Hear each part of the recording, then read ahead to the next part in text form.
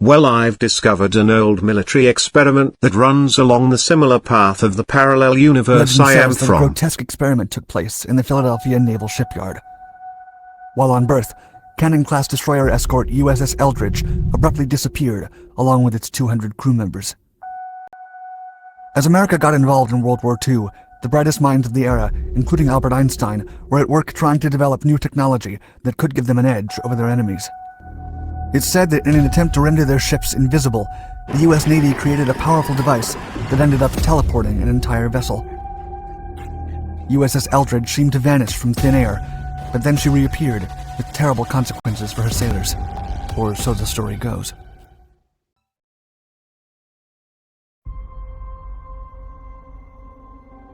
Invisibility. According to several theories, the Philadelphia shipyard was chosen to be the location of the so-called Philadelphia experiment, a continuation of the obscure Navy project codenamed Project Rainbow. By using concepts from Einstein's relativity theories, along with electromagnetism and gravity, the US Navy sought to gain unparalleled leverage upon German submarines. They were trying to achieve invisibility. On July 22, 1943, the first trial of the new electrical field manipulation technology was allegedly executed with partial success. A greenish fog supposedly surrounded the testing vessel, which then disappeared. The crew on board are said to have developed mental disorders and physical alterations. 3 months later, on October 28th, a second test with recalibrations and adjustments reputedly sought to clarify the possibility of disappearing the vessel for a longer period. It's said that moments before evaporating, the sailors on board fainted or were fulminated. The USS Eldridge incident was different. She supposedly became invisible, but didn't disappear at first. Instead, the ship's presence could actually be appreciated through the water's surface. But suddenly those water traces disappeared, and it's said that the ship reintegrated at another base in Norfolk, Virginia, over 300 miles away. The story also indicates that the ship reappeared in Norfolk 15 minutes before it vanished from Philadelphia. The vessel then reappeared in Philadelphia, but this time with terrible consequences. It's said that several crew members developed schizophrenia or completely lost their minds, but also that many actually rematerialized and were fused into the ship's steel hull.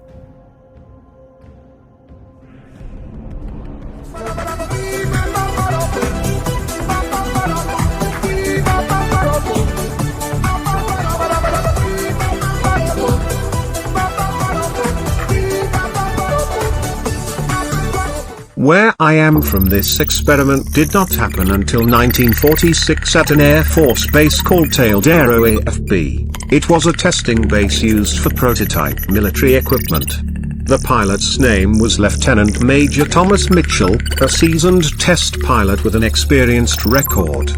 The project was titled Project Black Mountain, and a set of railroad tracks that led onto the side of the mountain had been fitted with a new rocket design that they told Mitchell they wanted him to test, that was fastened onto a truck. It was no rocket, it was a device that was capable of crossing parallel dimensions. Mitchell drove the truck into the side of the mountain and vanished. No traces of the vehicle or Mitchell were found at first. Then within 20 minutes the vehicle was found on the other side of the mountain, but Mitchell was missing. He was never found and listed as MIA in this dimension. The experiment happened a few years earlier and under the direction of Albert Einstein, who was dead by this time in my universe. Project Black Mountain was done under the notes drafted by Albert Einstein that were discovered in a box of science experiments and formulas they had recovered from a deposit box that a courier was supposed to deliver to him after his defection to the US from Nazi Germany's top-secret V8 rocket project just before the war ended. That's all I know on that project. In this universe, however, it happened differently, but I'm noticing a trending repetitive cycle. That seems as though man was inevitably meant to cross dimensions. It's not that the soldiers suffered schizophrenia, sort of. They were dealing with two individuals from different universes existing within the same universe. It caused a conflict of memories as the two parallel duplicates begin to merge. The universe does not adhere to change very well, and to correct the anomalous imbalance there, for an individual is usually consumed by the one from that universe, causing a split of dual personalities to occur as a resulting side effect. I do not suffer from this as my abilities allow me to exist as an indetectable variant that does not disturb the universal balance, but this does not always work with those I travel with, as I've recently discovered. Or it did, but the person I traveled with had unknowingly been carrying something within him that caused this schizophrenic effect to occur to it while it was within him. In the universe I labeled as 618 and the other where this project occurred a few years later, the universe that this Mike Spleets, also known as Thomas Mitchell, is in, says that the Rh-negative blood type was brought out of its dormant stage due to an asteroid that Brahma had once recognized as an aspect of himself that entered our atmosphere and impacted as a fireball-level event that quickly spread its effect globally and awakened the recombinant divinity gene within the Rh chromosome structure, causing a flash influx of pineal development and kinetic abilities to emerge.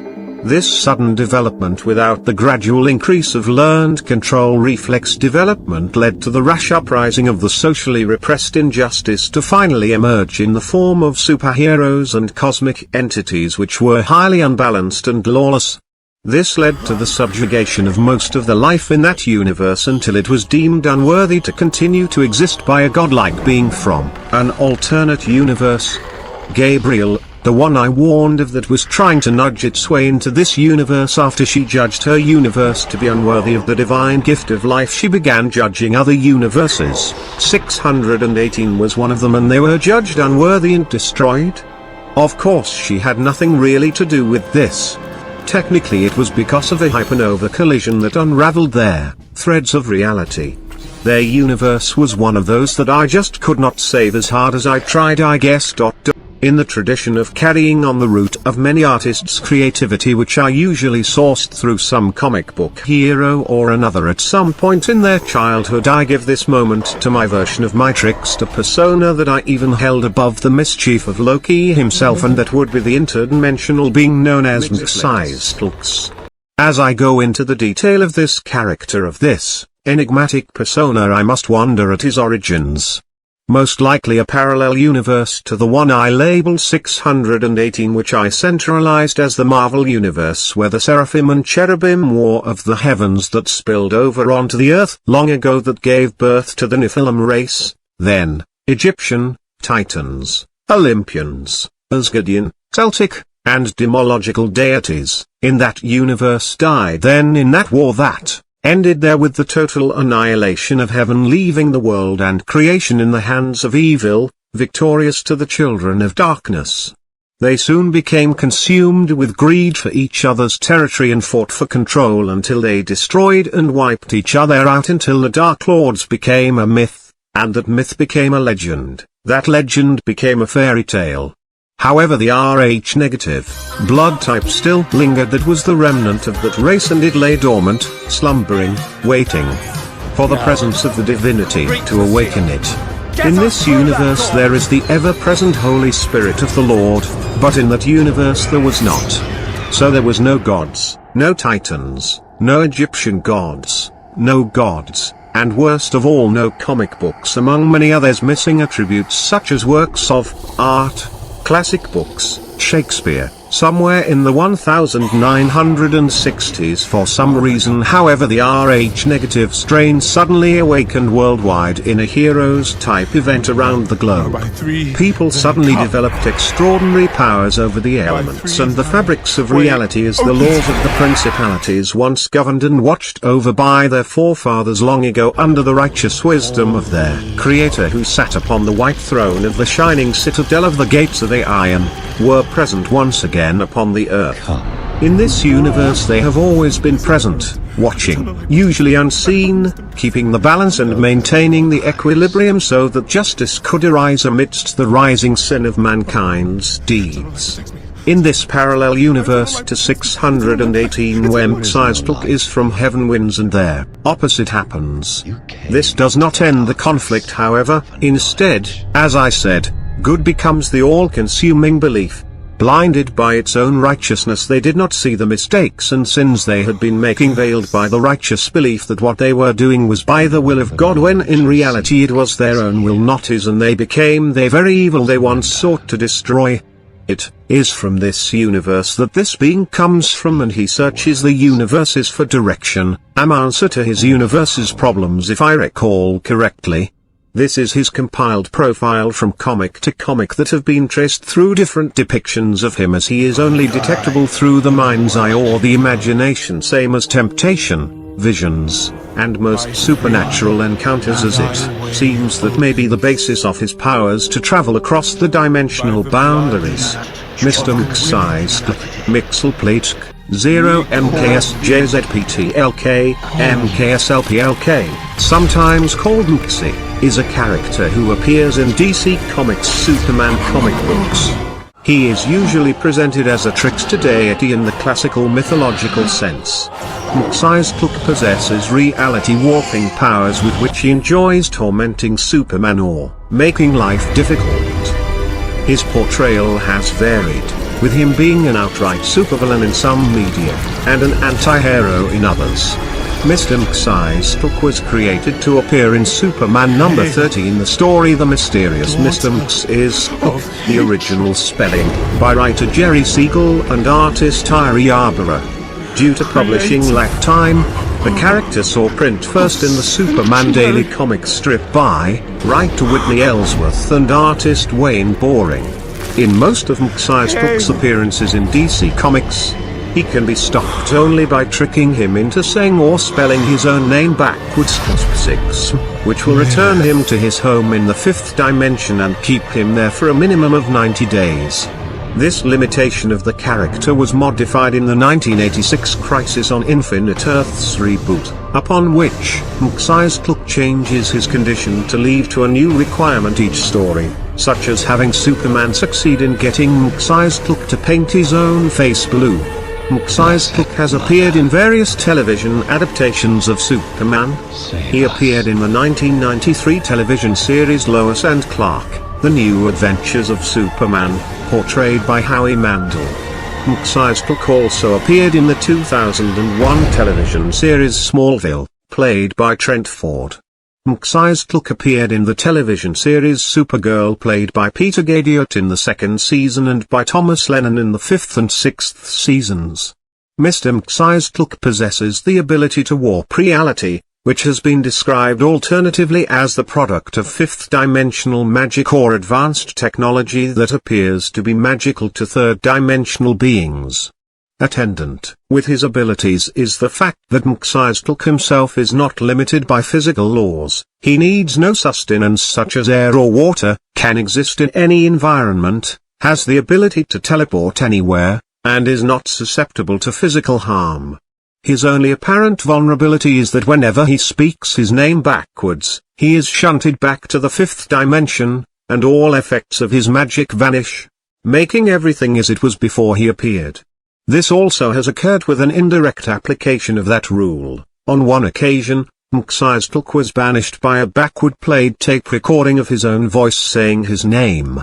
However, such a banishment is just a temporary deterrent. After 90 days, Mxyzptlk can again visit the third dimension at will. His reality warping powers exist in the fifth dimension, but he exerts less control compared to the third dimension, due to the presence of other imps with the same powers. Though easily the most powerful of Superman's recurring enemies, the scope of Mxyzptlk's true potential is limited by his personality. His gullible nature makes it easy for Superman or other individuals to trick him into saying his name backwards, and he is overall a fun-loving prankster who prefers to use his power for childish mischief and light-hearted harassment rather than malicious destruction or torment. Thus, he is more of an annoyance to the Man of Steel than a true threat. Now it is obvious that this character is running loose on my channel by the descriptive association to this summarization, so now what we must piece together is whether or not this is an actual dimensional deity or is it a spirit of some sort disguising itself as this character. Between such encounters with the enigmatic beings such as Set, the Leviathan, Loki, Ramuel, various angels of temptation such as Marat and Harish, whose entire purpose and design were centered around illusion and mimicking those around them in order to achieve deception at their highest standards, One must handle these kinds of encounters with caution and delicate perception. Such as that whoever this Mike Spleets is, he is of a higher learned awareness along the same levels as this Mr. S is, which means he may be a watcher, same as Mr. S was at one point before he was cast down. It may also be possible that this Mr. Mike Spleets is another one of the fallen angels, as it was said that the others were cast out of heaven without corporeal form, and this would constitute as one of those types. Also, this whole scenario is similar to a mythical legend of a demon I had heard of as a child in a story written by an author named Piers Anthony, only this story turned out to have a legend attached to it known as the Nightmare King, Wotan the Wanderer, and the 9 seals of the Simon Magus Necronomicon, that kept his memories sealed away from remembering that he was the destroyer of the Egyptian gods and enslave of humanity, Ra or Ramuel, forgotten to his past. He wandered aimlessly as Wotan the Wanderer until fools seeking power would unearth the book and break the seals, flooding the wandering immortal's mind with lost memories of long-lost power. So that is who Saint Cyprian, Saint Germain, Street, Christopher, Wotan and all those other people were that seemed to be linked and identical to one another throughout history, because they are the same one throughout history. However, that does not answer the question of who this is. Most fallen angels attempt to lead you towards denouncing your beliefs or vows towards God, or set you up towards some inescapable path of sin. My encounters with this being has held no foreboding or residual effects such as that, so I do not think that he is one of them. Plus the fallen ones have this ominous presence about them when near where he does not. His presence feels otherworldly, almost cosmic in origin. It reminds me of Metatron actually, like he could be his son or a direct descent. When I was younger, just a bad little kid, my mama noticed funny things I did, like shooting puppies with a BB gun. I'd poison guppies, and when I was done, I'd find a pussycat and bash its head. That's when my mama said, "What did she say?" She said, "My boy, I think someday you'll find a way to make your natural tendencies pay. You'll be a dentist. You have a talent for causing things.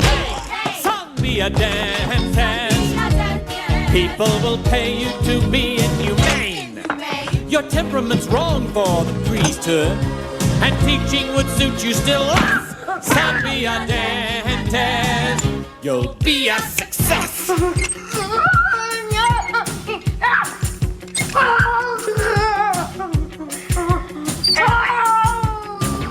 Here he is, Lois, the leader of the black. Watch him suck up that gas. Oh my God! He is a dentist, but he'll never ever be good. Who wants that teeth done by the marquis de Sade? Oh, that hurts! Wait, I'm not numb! Shut up. Open wide. Here I come. I am your dentist, and I enjoy the career that I picked. I'm your dentist, and I get off on the pain I inflict.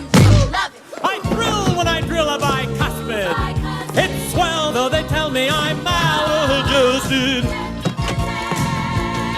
And though it may cause my patients distress, somewhere in heaven above me, I know that my mama's proud of me. Oh, mama? 'Cause I'm a dentist and a success. Say ah. Say ah. Say ah. Now spit.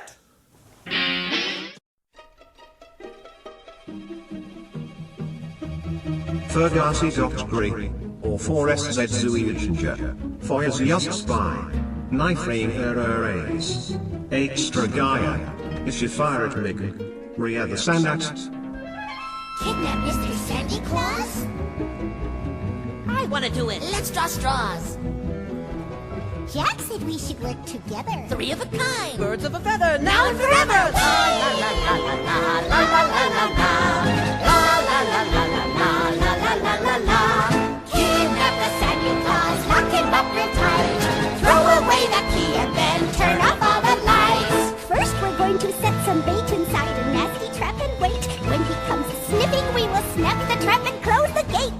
got a better plan to catch this big red lobster man. Let's pop him in a boiling pot, and when he's done, we'll butter him up. Kidnap the Santa Claus, throw him in a box, bury him for 90 years, then see if he talks.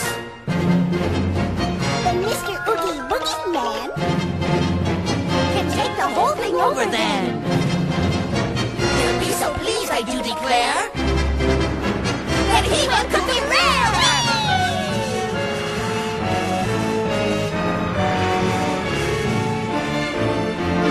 I say that we take a cannon, aim it at his door, and then knock 3 times, and when he answers, Santa Claus will be no more. You're so stupid, think now if we blow him up to smithereens, we may lose some pieces and then Jack will Beat us black and green. Kidnap the Santa Claus, tie him in a bag, throw him in the ocean and see if he is sad. Because Mr. Oogie Boogie is the meanest guy around. If I were on his boogie list, I'd get out of town. He'll be so pleased by our success that he'll reward us too, I'll bet. Perhaps he'll make his special brew of steak and spider stew. We're his little henchmen and we take our job with pride. We do our best to please him and stay on his good side. I wish my cohorts weren't so dumb. I'm not the dumb one, you're no fun. Shut up! Make me. I've got something. Listen now. This one is real good. You'll see. We'll send a present to his door. Upon there'll be a note to read. Now in the box we'll wait and hide until his curiosity Entices him to look inside, and then we'll have him 1, 2, 3. Kidnap the Santa Claus, beat him with a stick, lock him up for 90 years, see what makes him tick. Kidnap the Santa Claus, chop him into bits. Mr. Oogie Boogie is sure to get his kicks. Kidnap the Santa Claus, see what we will see. Lock them in a cage and then throw away the